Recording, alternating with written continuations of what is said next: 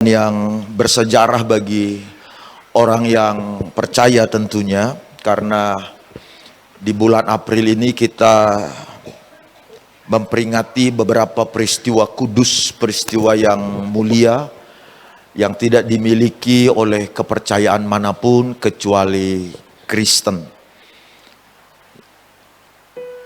di mana Kristus datang ke dunia, kemudian mati tergantung di kayu salib untuk menebus dosa umat manusia. Kemudian dia dikubur, lalu pada hari yang ketiga dia bangkit. Persis di minggu pertama pagi itu, dia bangkit, disaksikan oleh para penjaga kubur dan juga para wanita yang datang dengan maksud merempah-rempahi mayat Kristus pada kala itu. Kebangkitan Kristus tidak hanya disaksikan oleh beberapa orang yang datang ke pekuburan atau ke pemakaman Kristus pada kala itu. Setelah dia bangkit, dia memperlihatkan dirinya kepada beberapa para murid, kemudian kepada sekelompok orang-orang percaya, lalu kemudian pada sekelompok orang yang lebih besar lagi, dan kemudian pada sekelompok yang lebih banyak lagi.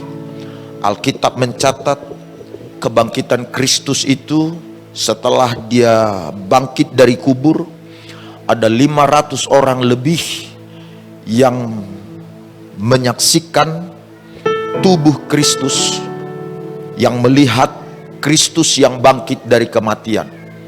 Sebab selama 40 hari lamanya dia menampakkan diri dan kepada kurang lebih 500 orang, sehingga tidak ada satu negara atau satu kepercayaan atau satu kelompok yang bisa membantah bahwa Yesus Kristus benar-benar bangkit dari kubur. Peristiwa kebangkitan Kristus dari kubur, dari kematian, salah satu hal yang menjadi serangan-serangan orang-orang yang tidak senang dengan kekristenan. Sebab apabila mereka bisa membuktikan bahwa Kristus benar tidak bangkit, maka semua yang dibicarakan dalam kitab suci kita menjadi tidak berarti. Semua hal yang berkaitan dengan Injil menjadi tidak berguna. Tapi sampai sekarang tidak ada satu orang pun, tidak ada satu kelompok, bahkan satu komunitas, termasuk ahli-ahli manapun, yang bisa menyangkal bahwa Kristus benar-benar bangkit. Kita baca kitab suci kita dari Injil Matius pasal 28 ayat 1 sampai dengan ayat 10. Sementara pembahasan firman ini, saya mengajak ibu bapak semua benar-benar bisa memberikan perhatian dan konsentrasi yang baik. Injil Matius pasal 28 ayat 1 sampai dengan ayat 10. Ayat Alkitab ini kita baca bersama-sama, mulai dari ayatnya yang pertama. Hitungan ketiga kita baca dengan kompak, 1, 2, 3 ya. Setelah hari Sabat lewat, menjelang menyingsingnya fajar pada hari pertama minggu itu, pergilah Maria Magdalena dan Maria yang lain menengok kubur itu. 2. Maka terjadilah gempa bumi yang hebat, sebab seorang malaikat Tuhan turun dari langit dan datang ke batu itu dan menggulingkannya, lalu duduk di atasnya. Terus, wajahnya bagaikan kilat dan pakaiannya putih bagaikan salju. Dan penjaga-penjaga itu gentar, ketakutan, dan menjadi seperti orang-orang mati. 5. Akan tetapi malaikat itu berkata kepada perempuan-perempuan itu, "Janganlah kamu takut, Sebab aku tahu kamu mencari Yesus yang disalibkan itu. Ia tidak ada di sini, sebab ia telah bangkit, sama seperti yang telah dikatakannya. Mari, lihatlah tempat ia berbaring. 7. Dan setelah segera pergi dan katakanlah kepada murid-muridnya bahwa ia telah bangkit dari antara orang mati. Ia mendahului kamu ke Galilea, di sana kamu akan melihat dia. Sesungguhnya aku telah mengatakannya kepadamu. 8. Maka mereka segera pergi dari kubur itu dengan takut dan dengan sukacita yang besar, dan berlari cepat-cepat untuk memberitahukannya kepada murid-murid Yesus. Tiba-tiba Yesus berjumpa dengan mereka dan berkata, "Salam bagimu." Mereka mendekatinya dan memeluk kakinya serta menyembahnya 10. Maka kata Yesus kepada mereka, "Jangan takut, dan katakanlah kepada saudara-saudaraku supaya mereka pergi ke Galilea, dan di sanalah mereka akan melihat aku yang diberkati." Berkata amin. Ibu bapak saudara-saudara sekalian, kita semua tentu tahu bahwa di dunia ini ada beberapa aliran kepercayaan. Di dunia ini kita mengetahui ada beberapa agama. Masing-masing agama atau masing-masing kepercayaan itu memiliki pemahamannya sendiri, memiliki pengajarannya sendiri, memiliki pendirinya sendiri. Bahkan masing-masing agama atau kepercayaan itu memiliki kitab suci sebagai pedoman dari ajaran-ajaran mereka. Semua agama menjadikan pendiri agamanya, teladan hidupnya, termasuk ajaran-ajarannya sebagai sesuatu yang sangat prinsip, yang tidak boleh ditentang, dan yang olehnya para pengikutnya bersedia berkorban dan mati, yaitu demi prinsip yang diajarkan oleh sang pendiri agama tersebut. Demikian dengan kekristenan sebenarnya. Kekristenan itu memiliki pengajarannya sendiri, memiliki pemahaman-pemahamannya sendiri. Kekristenan juga memiliki kitab sucinya sendiri. Kekristenan juga berbicara mengenai teologinya sendiri. Ketika berbicara mengenai penciptaan alam semesta, Kristen punya pemahamannya dan ajarannya. Sebagaimana juga agama-agama lain memiliki pengajaran tentang hal tersebut.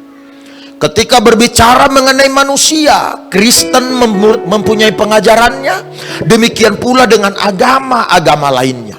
Berbicara mengenai akhir zaman atau kiamat, juga dibicarakan oleh agama serta kepercayaan lainnya. Kekristenan juga mempunyai kitab suci sebagaimana kitab suci para agama atau kepercayaan-kepercayaan lainnya. Tetapi ibu bapak saudara-saudara, jika kita mempelajari masing-masing agama atau kepercayaan yang kita kenal atau yang bisa kita sebutkan, misalnya Buddha, Islam, Kristen, kemudian Yahudi, Yudaisme atau Hindu, dan lain sebagainya. Jika kita mempelajari serta memperhatikan perbedaan apakah yang terdapat gerangan pada masing-masing agama atau kepercayaan itu, perbedaan apakah yang terdapat antara kepercayaan Kristen dengan kepercayaan-kepercayaan lainnya, maka kita akan menemukan hanya ada satu perbedaan yang paling menonjol yang membedakan agama Kristen atau kepercayaan Kristen dengan kepercayaan-kepercayaan lainnya. Satu-satunya hal yang membedakan tersebut ialah kepercayaan Kristen dengan terang benderang, dengan terang-terangan menegaskan bahwa pendiri kekristenan itu yakni Yesus Kristus. Walaupun tujuan dia datang bukan mendirikan agama, tetapi semua para pengikut Kristus itu disebut menjadi Kristen atau pengikut Kristus yang menaruh iman dan percaya pada Kristus dan firman-Nya. Kekristenan secara terang-terangan menegaskan bahwa pendiri kekristenan di samping memiliki ajaran, di samping memiliki kitab suci, di samping memiliki pendiri kekristenan juga memiliki pendiri yang mati dan kemudian hidup. Sekali lagi, kekristenan memiliki pendiri agama, pendiri kepercayaan. Sekali lagi garis bawahi, walau tujuan Yesus datang bukan mendirikan agama, tetapi sang pendiri Kristiani, Yesus Kristus, di samping dia memiliki pengajaran, memiliki teladan hidup, dia juga mati sebagaimana pendiri agama lainnya. Tetapi satu-satunya yang membedakannya ialah pendiri Kristiani bukan cuma mati, tetapi juga bangkit dari kematian secara fisik, bangkit dari kubur secara nyata. Dan peristiwa bangkitnya Kristus dari kubur disaksikan oleh para penjaga kubur yang diutus oleh Kaisar Roma, karena ada kemungkinan orang-orang akan menggunakan isu atau membangun narasi dusta mengenai peristiwa kebangkitan Kristus. Sebab ketika Kristus masih hidup, dia pernah bicara pada orang-orang bahwa dia akan mati dan pada hari ketiga dia akan bangkit dari kubur. Mengingat apa yang disampaikan Yesus itu, maka para prajurit Roma dikirim oleh Kaisar Roma, termasuk oleh para pendiri agama Yahudi, untuk menjaga kubur Yesus semalam-malaman, setiap malam, setiap hari. Sehingga satu ketika malaikat Tuhan turun lalu menggulingkan batu penutup kubur Kristus tersebut, sebagaimana yang diutarakan di ayat 2, 3, 4 yang kita baca. Lalu prajurit Roma yang menjaga kubur itu takut, gentar, pucat wajahnya sampai wajahnya seperti orang mau mati. Bukan hanya para penjaga yang menyaksikan kubur itu kosong, Yesus bangkit. Maria dan juga Maria Magdalena yang datang hendak merempah-rempahi mayat Yesus, jenazah Yesus, dia juga menyaksikan benar bahwa kubur itu kosong, dan mendengar malaikat berkata kepada mereka, yang kamu cari tidak ada di sini, karena dia sudah bangkit sebagaimana yang pernah dibicarakannya. Lalu kemudian Yesus menampakkan diri kepada para murid secara bergantian, kepada komunitas lebih banyak, bahkan mengajar kembali selama 40 hari lamanya. Kristen punya pendiri agama, punya pengajaran, punya teologi, punya kitab suci. Pendirinya juga mati. Tapi yang membedakan pendiri agama Kristen dengan agama lainnya ialah Kristus, Tuhannya orang Kristen, bangkit dari kubur, bangkit dari kematian. Itu yang tidak pernah ditemukan, dibicarakan oleh agama atau kepercayaan lain manapun yang ada di muka bumi ini. Hanya Yesus Kristus juru selamat orang-orang percaya yang saya dan saudara sembah. Dia membangun teladan hidup yang sempurna. Dia memberikan pengajaran-pengajarannya. Bahkan dia mati, tapi pada hari ketiga dia bangkit. Artinya Tuhan yang saya dan saudara sembah adalah Tuhan yang hidup, Tuhan yang tidak kalah dengan maut, Tuhan yang tidak takluk pada kematian. Bukan hanya sekedar bangkit dari kematian di hari ketiga, Alkitab juga melaporkan Tuhan yang saya dan saudara sembah namanya Yesus Kristus. Dia naik ke sorga dan menyediakan tempat bagi setiap kita yang percaya kepadanya, yang mengerti. Katakan amin. Itulah satu-satunya perbedaan. Makanya jangan pernah mau meninggalkan Kristus dengan tawaran apapun. Jangan mau berpaling dari Kristus. Dan jangan percaya dengan omong kosong yang berkata semua agama sama. Tidak. Jangan percaya dengan keyakinan-keyakinan yang memotivasi dan kemudian menggoda kita dengan berkata semua kepercayaan itu tujuannya sama. Tidak. Kalau semua sama, maka di kitab suci lainnya, di kepercayaan lainnya, tentu dibicarakan keselamatan atau keampunan dosa. Hanya di kitab suci kita yang dibicarakan keselamatan dan juga keampunan dosa. Tidak ada di kitab manapun. Makanya bangga jadi pengikut Kristus. Makanya bangga jadi orang beriman. Makanya bangga jadi orang percaya. Karena Tuhan yang saudara sembah Tuhan yang hidup, Tuhan yang keluar dari kubur. Dengar kawan, seandainya Yesus tidak bangkit dari kematian, maka kepercayaan Kristen akan sama dengan kepercayaan lainnya.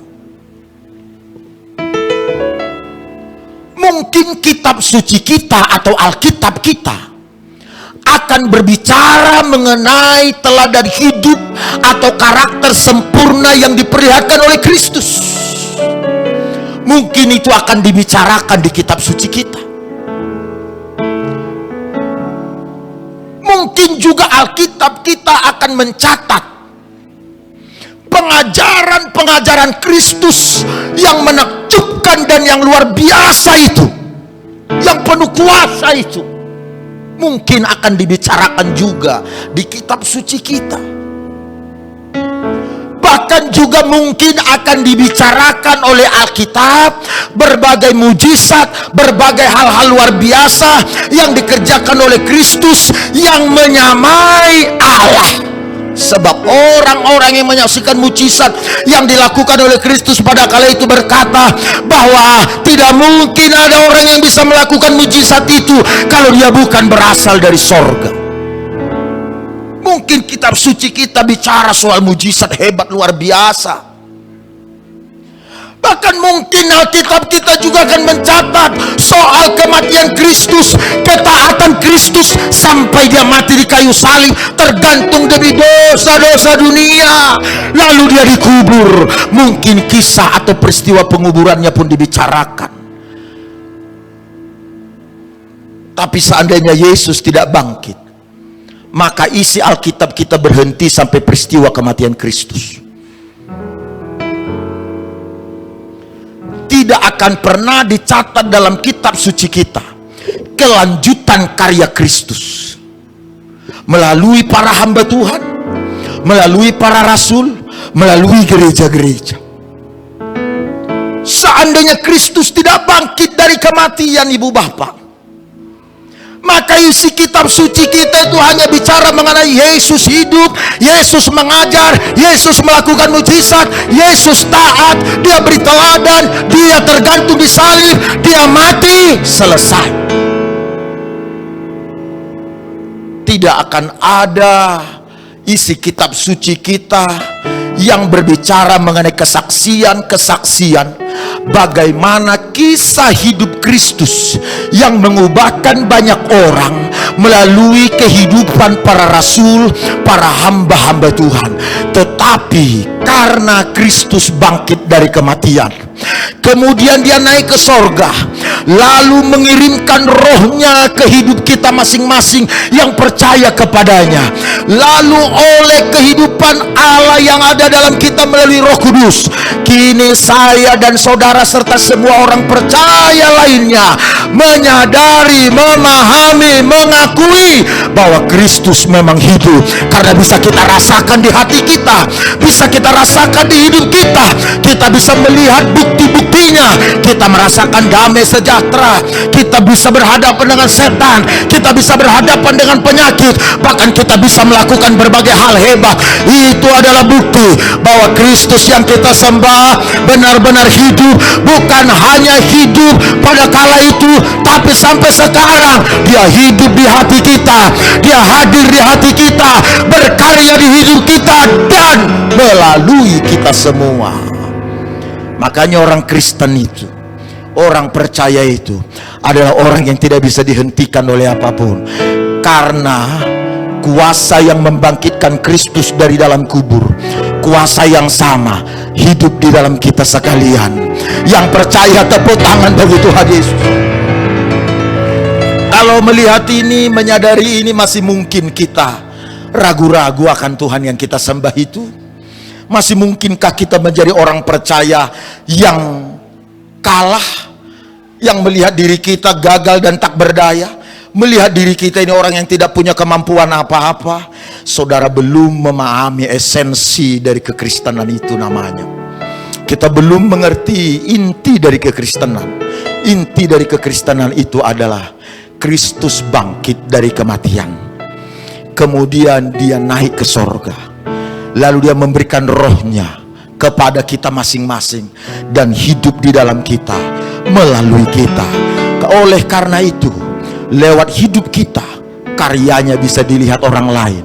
Hidupnya atau Yesus yang hidup itu bisa dirasakan orang lain. Kita berbeda dengan agama manapun, dengan kepercayaan manapun. Tepuk tangan bagi Tuhan Yesus. Makanya dalam kitab Injil Matius 28 ayat 5-6 yang kita baca itu tadi, akan tetapi malaikat itu berkata kepada perempuan-perempuan itu, jangan kamu takut, sebab aku tahu kamu mencari Yesus yang disalibkan. Ia tidak ada di sini, sebab ia telah bangkit, sama seperti yang telah dikatakannya. Sebab dia hidup, ada hari esok. Sebab dia hidup, ku tak gentar, karena ku tahu dia pegang hari esok. Hidup jadi berarti sebab dia hidup. Tepuk tangan bagi Tuhan Yesus. Dia berkata, akulah kebangkitan dan hidup. Seandainya Kristus tidak bangkit, kekristenan sama dengan kepercayaan lain manapun. Puji Tuhan, Yesus bukan manusia biasa. Dia manusia sempurna dan juga Allah sempurna. Itu sebabnya kubur tidak dapat menahannya, kematian tidak dapat menghentikannya. Sebab kriteria dari Tuhan adalah, dengar baik, kriteria dari Tuhan adalah, ciri-ciri Tuhan adalah hidup. Itu kriteria Tuhan, hidup. Makanya kubur tak bisa menghentikannya, kematian tak bisa menahannya. Dalam Injil Yohanes pasal 11 ayat 25, Yesus berkata, akulah kebangkitan dan hidup. Karena dia Tuhan yang sempurna, maka dia hidup. Senang kita bisa mengenal Tuhan. Bahagia rasanya kita memiliki Kristus yang bangkit dari kubur. Coba lihat ibu bapak, selain menjadi pembeda antara agama atau kepercayaan lainnya yang bisa kita sebutkan, kebangkitan Kristus ini memberi dampak bagi kehidupan kita. Kebangkitan Kristus membawa makna yang sangat berarti bagi kita. Selain menjadi pembeda antara kepercayaan yang pernah ada, kebangkitan Kristus ini memberikan berkat dan mujizat terbesar pada orang-orang yang percaya.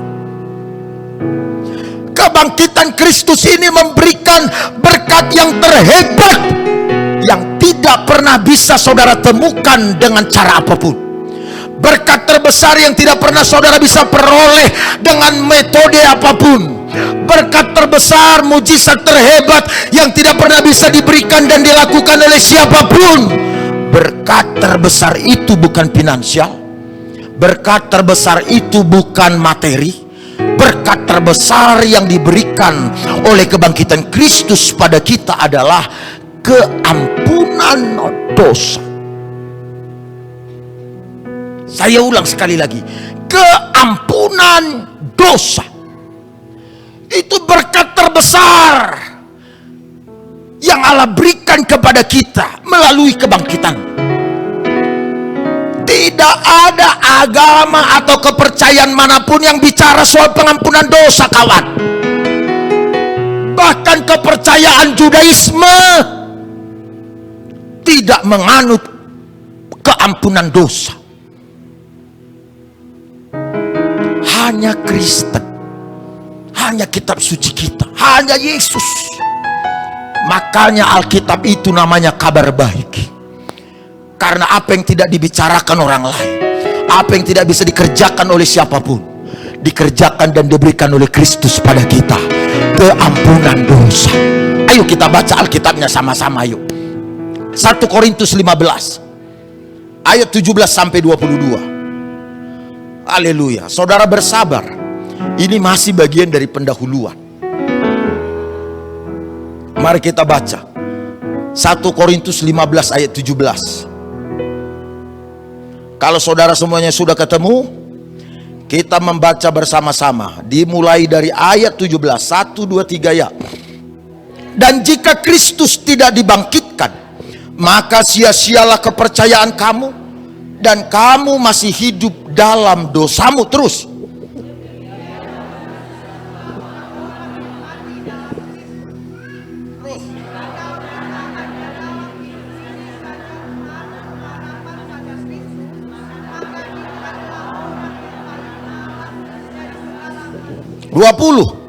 Tetapi yang benar ialah Kristus telah dibangkitkan dari antara orang mati sebagai yang sulung dari orang-orang yang telah meninggal. Sebab sama seperti maut datang karena satu orang manusia, demikian juga kebangkitan orang mati datang karena satu orang manusia. Dua-dua. Karena sama seperti semua orang mati dalam persekutuan dengan Adam, demikian pula semua orang akan hidup kembali dalam persekutuan dengan Kristus yang diberkati. Katakan amin. Ini luar biasa, kawan. Lihat ayat 17 itu. Jika Kristus tidak dibangkitkan, maka sia-sialah kepercayaan kamu, dan kamu masih hidup dalam dosamu.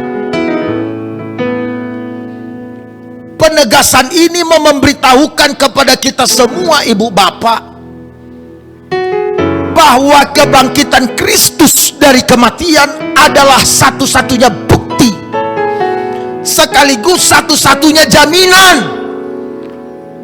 bahwa dosa kita sudah diselesaikan, dosa kita sudah ditebus, dosa kita sudah dibayar lunas, dosa kita sudah diampuni, kita tidak lagi berada di bawah dosa, dan semua dosa kita sudah selesai, sudah tuntas secara menyeluruh. Itulah dampak dari kebangkitan Kristus itu. Makanya ayat 17 tadi ngomong, kalau seandainya Kristus tidak dibangkitkan, sia-sialah kita percaya. Tapi beda dengan Yesus. Dia mati dan juga bangkit. Kebangkitannya menjadi tanda, menjadi jaminan bahwa kita tidak lagi berada dalam dosa. Dosa kita sudah diampuni secara tuntas dan secara menyeluruh.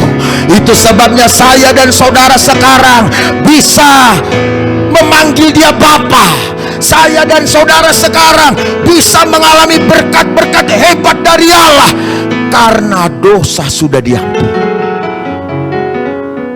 Apakah yang bisa membuat dosa kita diampuni, Ibu Bapak? Perbuatan, amal, sembahyang, ibadah.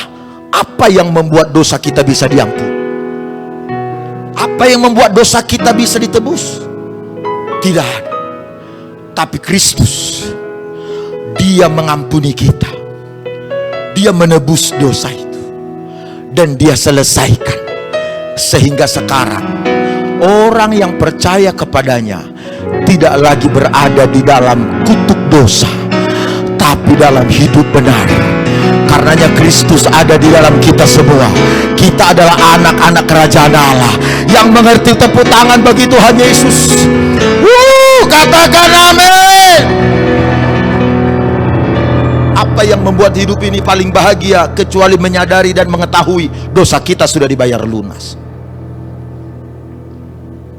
Orang Israel itu setiap kali mereka berdosa, bawa binatang, korbankan di bait Allah. Berdosa lagi, bawa binatang, korbankan di bait Allah. Berdosa lagi, bawa binatang, korbankan. Artinya urusan dosa mereka tidak selesai-selesai.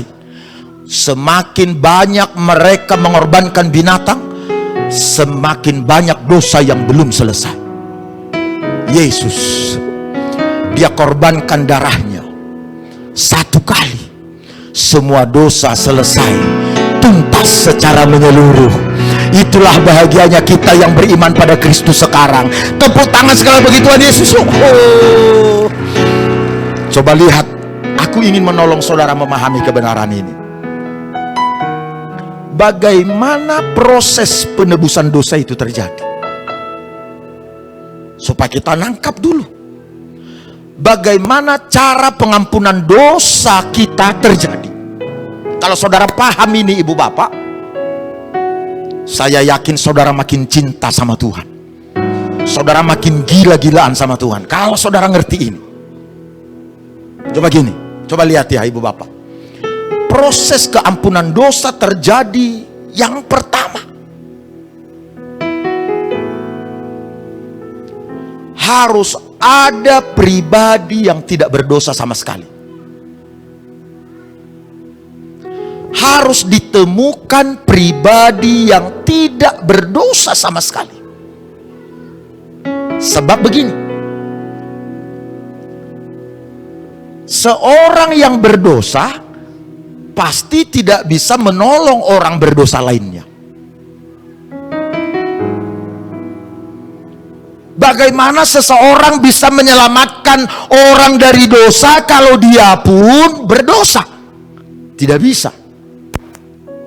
Maka harus dicari pribadi yang bernilai, dan nilainya adalah tidak pernah berdosa. Tidak berdosa. Dan itu ditemukan Yesus Kristus, dan hanya dia, tidak ada yang lain. Makanya Yesus bisa menolong orang berdosa karena dia tidak berdosa. Sesama orang berdosa tidak bisa menolong orang berdosa, tidak bisa menguatkan.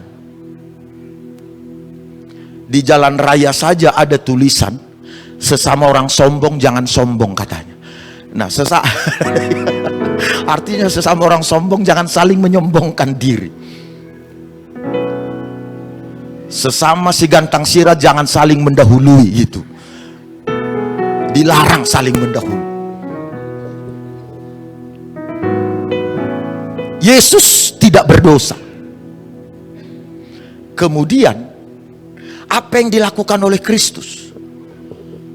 Kristus yang tidak berdosa ini mengambil semua penghakiman ke dalam dirinya, mengambil semua kutuk ke atas dirinya, mengambil semua penghukuman ke dalam dirinya, mengambil semua dosa ke dalam dirinya. Dia bawa di Kalvari, lalu dia pikul di sana. Kemudian dia berkata, sudah selesai. Dosa kita dia pikul, dia bawa sendirian, dia taruh di pundaknya. Di atas Kalvari dia teriak, sudah selesai. Tapi mana buktinya sudah selesai? Kalau hanya dia berteriak sudah selesai, apa bedanya dengan tokoh agama dan kepercayaan lain yang bersedia memberikan dirinya mati demi orang lain, demi menolong orang lain, lalu berkata sudah selesai? Buktinya harus ada. Dia yang sudah memikul semua dosa, kutuk, penghakiman, penghukuman di atas Kalvari, dia mati dikubur. Lalu pada hari ketiga dia bangkit. Kebangkitannya lah yang menjadi bukti bahwa urusan dosa sudah selesai. Kebangkitannya lah yang menjadi jaminan bahwa semua urusan kutuk, semua urusan penghukuman, semua urusan penghakiman benar sudah selesai. Sebagaimana yang dia serukan di kayu salib, sudah selesai. Sebab kenyataannya dia bangkit dari maut, dia mengalahkan liang lahat, dia mengalahkan kematian, dan dia bawa kemenangan. Lalu dia menampakkan diri kemenangannya atas kematian. Jaminan bagi saya dan saudara bahwa kita sekarang tidak lagi berada di bawah pengaruh dosa. Tepuk tangan bagi Tuhan Yesus. Makanya aku bilang tadi, kalau saudara tahu ini, ngerti ini, saudara pasti makin cinta sama Tuhan, cinta habis sama Tuhan. Karena tidak ada apapun yang bisa dilakukan orang untuk membuat dosanya diampuni. Tapi bagi kita, Kristus ambil semua dosa itu dan dia berikan pengampunan secara cuma-cuma, secara gratis, karena darahnya yang kudus. Ku telah mati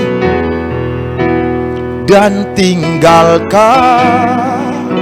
nyanyi sama-sama yuk, cara hidupku yang lama, semuanya sia-sia, semuanya sia-sia dan tak berarti lagi. Mari persembahkan hidup bagi Yesus. Haleluya. Ku letakkan pada mezbahmu, pada mezbahmu ya Tuhan. Menarik. Jadilah padaku seperti yang kau ingin. Dengar kawan, seandainya Kristus tidak bangkit, kita masih tetap berada dalam dosa. Tapi sekarang, karena dia sudah bangkit, Rasul Paulus menulis, kini kita dipindahkan dari berada di bawah pengaruh dosa, di bawah kegelapan, kini kita pindah di dalam kerajaan Allah. Dengan kata lain begini, secara teknis kita berada di bawah dua dunia, atau di dalam dua dunia. Secara teknis, dunia yang pertama sebelum kita mengenal Kristus. Kolose bilang begini. Kita baca sama-sama apa yang dicatat Kolose pasal 1, ayo. Ayat 13 sampai 14. Kita baca dengan kompak. 1, 2, 3 ya. Ia telah melepaskan kita dari kuasa kegelapan dan memindahkan kita ke dalam kerajaan anaknya yang kekasih. Di dalam dia kita memiliki penebusan kita, yaitu pengampunan dosa. Paulus bilang, secara teknis, orang yang hidup di luar Kristus, dia berada di bawah kegelapan. Belenggu kutuk, belenggu dosa, penyakit, kemiskinan, semua membelenggu orang itu. Tapi setelah kita percaya pada dia, dosa kita semua jadi selesaikan. Kini kita dipindahkan lokasinya. Lokasi kita di dalam kerajaannya. Kita mengalami kemenangan. Kita mengalami hidup yang lebih baik. Kita mengalami hari esok yang cemerlang. Kita mengalami hari-hari baik. Kita mengalami pemulihan dan kemenangan-kemenangan. Kita mengalami penggenapan janji-janji Allah. Karena kita ada di dalam kerajaannya. Kita tidak lagi ada di bawah kegelapan. Karena itu kita tidak perlu takut sama setan lagi. Jangan kalah lagi sama iblis. Jangan kalah lagi sama godaan dan cobaan. Jangan kalah lagi dengan semua persoalan-persoalan yang datang dari dunia. Sebab kita adalah anak-anak kerajaan Allah, di mana Kristus tinggal di dalam diri kita, sehingga kita bisa menang. Karena kita tidak lagi dibebani oleh dosa, kita menjadi lebih tangguh, lebih kuat. Kalau ketemu orang yang kerasukan setan, ngomong sama setannya, setan keluar, pergi. Setan pasti pergi, karena dia tahu saudara bukan lagi orang yang berada di dalam kerajaan kegelapan. Dosa saudara sudah selesai. Bagaimana kita bisa ada di dalam kerajaannya kalau kita masih ada di dalam dosa? Tapi karena di dalam dia kita beroleh penebusan, sehingga sekarang kita ada di dalam kerajaannya, bukan lagi ada di dalam kerajaan kegelapan dan kerajaan setan. Dosa kita sudah dibayar lunas. Tolong munculkan gambar yang saya minta tadi dimunculin. Coba lihat ibu bapak, gambar di depan. Dimanapun saudara akan melihat stempel atau meterai dari lunas, itu warnanya merah. Itu umumnya. Kalaupun ada orang yang bikin hitam, itu karena nggak ngerti itu. Dan pemilihan warna merah itu bukan karena sembarangan. Bukan karena dia lagi suka warna merah dia bikin merah. Sukanya warna hitam dia bikin hitam, biru bikin biru, kuning bikin kuning, pink bikin pink, pong bikin pong. Bukan. Merah itu punya nilai, punya makna. Maknanya adalah mendesak. Maknanya adalah final, selesai. Itu makna dari warna merah itu, di stempel pelunasan apapun. Jadi kalau ada suara-suara yang masuk ke pikiran saudara yang berkata, alah pura-pura nyembah Tuhan, alah pura-pura berdoa, kemarin aja kamu nokoh, kemarin aja kamu bohong, alah pura-pura nyembah Tuhan, pura-pura baca Alkitab, kemarin aja kamu marah-marah sama orang, maki-maki orang, alah pura-pura nyembah Tuhan pakai angkat tangan segala, kemarin aja kamu berdusta, alah kemarin aja kamu nontonnya nggak bener, alah kemarin aja kamu mabok-mabok, aduh kamu aja main judi, aduh kamu aja kedukun. Kalau ada suara itu datang, pikiran itu datang, aku beritahu, ku pastikan itu bukan suara Tuhan. Karenanya ngomong pada suara pikiran itu, hei pikiran-pikiran buruk, mungkin itu benar terjadi. Dulu pernah itu ada, tapi sudah lunas. Ngomong sama suara itu, dulu memang pernah kulakukan itu, tapi ketahuilah itu sudah lunas. Itu sudah selesai. Dosa sudah diampuni. Ah, kok saudara ini kayak nggak semangat, nggak melihat bahwa ini berita hebat? Katakan amin dong. Seolah-olah bilang begini, tuh lah hei, kaikin lah belasi Pak Pendeta Hendra. Aduh, sudah lunas. Karena dosa itu sudah diampuni. Tolong dengar baik. Karena semua urusan dosa sudah diampuni, apapun dosanya sudah diampuni tuntas secara menyeluruh. Bahkan sebelum saudara meminta pengampunan atas dosa saudara, dosa itu sudah diampuni lebih dulu. Hebat bukan Tuhan kita ini? Maka itu dengar baik. Ketika Kristus pertama sekali bangkit dari kubur, menampakkan diri kepada para murid, Tahu apa pesannya kepada para murid? Dia tidak mencari Petrus yang menyangkal dia dan mengkhianati dia, yang ngomong ketika Yesus ditangkap dianiaya, lalu Petrus ditanya sama seorang ibu, kamu juga anggotanya, kamu juga pengikutnya, kamu juga muridnya. Petrus bilang, aku tidak kenal dia. Lalu setelah Yesus bangkit, dia cari Petrus. Petrus, di mana kamu? Kenapa kamu mengkhianati aku? Kenapa kamu menyangkal aku? Kamu sungguh terlalu. Kamu tidak ngerti balas budi. Katanya sahabat sejati. Di mana perhatianmu pada saat aku membutuhkanmu? Yesus nggak lakukan itu. Dia datang temui para murid. Tahu pesan Yesus apa? Yohanes 20 ayat 23. Kita baca sama-sama yuk. Yohanes 20 ayat 23. Baca dengan suara mantap. 1, 2, 3 ya. Jikalau kamu mengampuni dosa orang, dosanya diampuni. Dan jikalau kamu menyatakan dosa orang tetap ada. Tidak ada pesan lain Kristus sampaikan pertama bangkit dan bertemu dengan para murid kecuali yang satu ini. Pesannya apa? Kalau kamu mengampuni dosa orang, dosanya diampuni. Kamu bilang dosa orang itu tidak diampuni, tetap ada, dosanya tetap ada. Asik ini. Coba lihat, kok itu pesan yang disampaikan? Kok soal pengampunan? Kira-kira Yesus mau bilang begini sebenarnya. Salah satu alasan kenapa aku bangkit dari kubur, dari kematian, aku menang dari maut, karena aku mengampuni. Itu kata Yesus. Itu kira-kira pesan Yesus yang mau sampaikan. Seandainya dia tidak mengampuni dosa dunia, tidak mengampuni Petrus, tidak mengampuni orang yang disalib di sebelahnya, yang merendahkan Kristus, yang ngomong, katanya kamu anak Allah. Kalau kamu anak Allah, bebaskan dong kita dari sini. Udah jelang mati pun masih ada yang menghina dan merendahkan dia. Tapi Yesus ampuni. Pengampunannya menyebabkan tidak ada kekuatan apapun yang bisa menahannya di alam kematian. Pengampunannya lah yang membuat kubur terbuka, dia bangkit dan dia menang.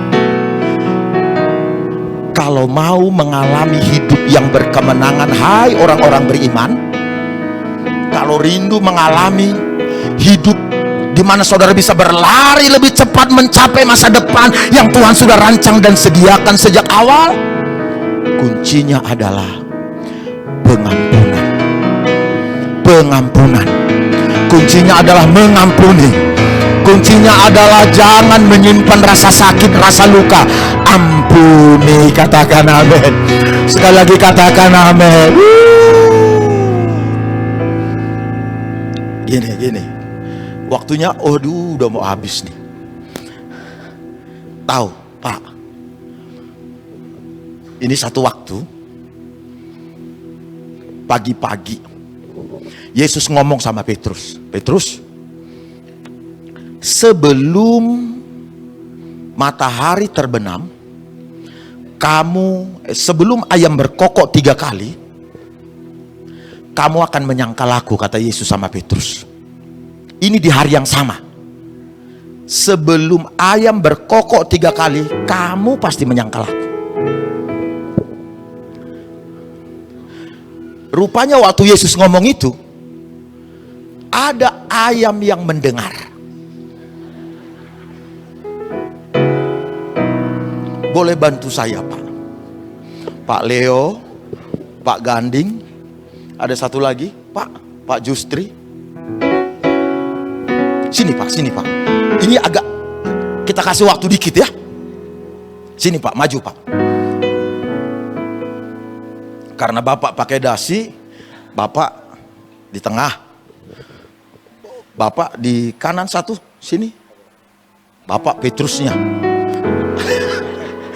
Bapak pendetanya, pengkhotbah sebelah di sini Pak.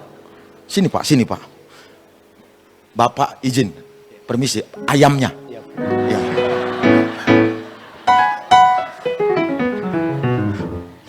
Kan itu ayam lagi khotbah dia, Pak. Yesus ngomong sama Petrus. Ini peristiwa yang sama. Yesus ngomong sama Petrus. Sebelum ayam berkokok 3 kali, kamu akan menyangkal aku, kata Yesus. Ayam curi dengar. Rupanya di situ bukan berarti percakapan itu terjadi di dekat kandang ayam, bukan. Entah bagaimana suara Yesus ini, walau dia halus, slow, lembut, tapi sorga, bumi, termasuk alam maut pun mendengarnya, mengenalnya. Termasuk ikan-ikan di laut pun mengenal. Cuma kala itu karena Yesus ngomong ayam, yang nangkap adalah ayam. Kalau tadi ngomong ikan, maka yang dengar pasti ikan. Masih ingat kan? Pergi kamu mancing, kata Yesus sama Petrus. Ikan yang pertama kamu dapat, ambil dari dalamnya emas. Karena Yesus sebut ikan, maka ikanlah yang bertugas. Berarti jadwalnya ikan ini bertugas melayani, pikirnya. Kali ini Yesus ngomong soal ayam. Berarti pelayanan ini hari ini pelayanan ayam. Sorry, mohon. Lalu Yesus dianiaya. Sini, Pak. Dianiaya, disiksa, dipukul habis babak belur. Petrus sembunyi di kejauhan sembari dia melihat kepada Yesus. Tapi Yesus pura-pura tidak melihat Petrus di mana. Lalu ada seorang wanita, mana ibunya? Sini bu. Coba sini bu, mari. Sini bu, sebentar. Sini bu, naik bu. Ini luar biasa. Tepuk tangan dulu buat mereka. Nanti ada persembahan kasih ya Bapak ya. Ibu ngomong sama Petrus. Kamu kan salah satu muridnya. Oh, ibu dari sinilah, dari sini bu, sini bu. Nah, Petrus lihatnya Yesus. Lalu si ibu ngomong, kamu kan salah satu muridnya. Kamu kan salah satu muridnya. Petrus bilang, tidak kukenal dia. Tidak kukenal dia. Ayam sudah menunggu. Masih 1 kali. Karena yang dia dengar 3 kali. Setelah 3 kali Petrus menyangkal, aku tidak kenal dia, barulah ayam berkokok. Coba dengar baik-baik ibu bapak.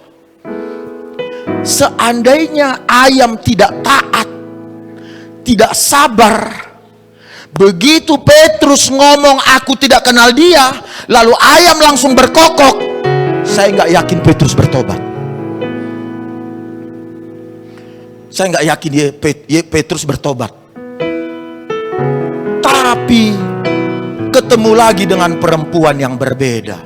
Entah kenapa Petrus senang sekali dekat dengan perempuan-perempuan, sehingga semua perempuan ngomong lagi. Kamu muridnya. Aku tak kenal dia. Aku tak kenal dia.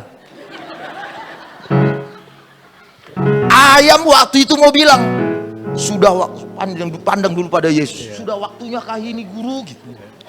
Sudah waktunya kah ini guru. Sabar. Coba lihat. Sampai 3 kali Petrus berkata, aku tidak kenal dia. Barulah kemudian Yesus ngomong sama ayam, sekarang waktunya. Sekarang waktunya.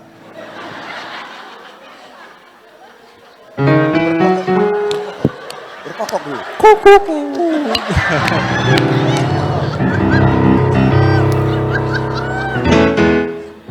Harusnya berkokok, Pak.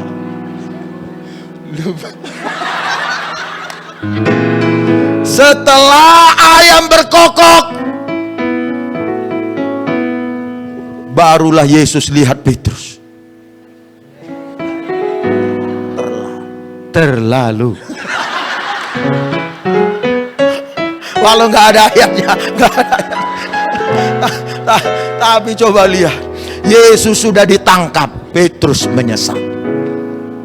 Sejak saat itu Petrus, dia menangis sejadi-jadinya, sehancur-hancurnya. Disaksikannya di depan mata kepalanya sendiri, Yesus dianiaya lalu disalibkan. Menangisnya Petrus bukan karena ayam berkokok, tapi karena dia melupakan apa yang dijanjikannya kepada Tuhan. Petrus pagi-pagi hari berkata, "Aku muridmu, aku tidak akan meninggalkanmu. Kalaupun ada yang menganiayamu, aku tidak akan meninggalkanmu." Yesus ngomong, "Sebelum ayam berkokok, kamu sudah 3 kali menyangkal aku." Petrus hancur hatinya. Karena ayam yang berkokok, ayam yang mau menjadi alat Tuhan, ayam yang mau bersuara, Petrus bertobat. Terima keampunan dosa. Kita berikan tepuk tangan bagi mereka. Silakan duduk rekan-rekan sekalian. Tolong dengar sahabat sekalian, kututup ini poinnya. Kita sudah dibayar lunas oleh darah Yesus. Urusan dosa sudah selesai. Kini dia mau supaya hidup kita menjadi alat kebenarannya. Jangan lagi ada di bawah belenggu dosa. Ampuni orang lain. Yesus ketemu Petrus. Petrus menerima kemurahan Tuhan, menerima pengampunan dosa yang diberikan oleh Tuhan. Dan Petrus menjadi alat Tuhan. Berkhotbah 3.000 orang diselamatkan. Demikian pergerakan demi pergerakan terjadi melalui Petrus. Apa yang akan saudara kerjakan bagi Tuhan setelah saudara menyadari bahwa dosa saudara sudah diampuni oleh Tuhan? Apa yang akan saudara kerjakan dan perbuat sebagai respon kita karena mengerti dosa kita sudah dibayar lunas? Bukan karena korban yang kita berikan, bukan karena persembahan yang kita lakukan, bukan karena ketaatan ketundukan kita, tapi karena kasihnya dia berikan. Dia bayar lunas. Apa yang akan saudara kerjakan bagi dia? Petrus memberi hidupnya bagi Allah. Thomas memberi hidupnya bagi Allah. Lalu seluruh India mengenal Kristus. Demikian juga dengan yang lain. Yakobus, Matius, mereka semua masing-masing memberi hidupnya. Lalu Tuhan pakai menjadi alat. Saatnya Tuhan yang sudah menyelesaikan bagiannya, sekarang kita yang ambil bagian kita. Jadilah saksi Kristus. Ampuni orang lain, kuatkan orang lain, tolong orang lain, maafkan orang lain. Mari kita bernyanyi bersama-sama, kita menyembah Tuhan.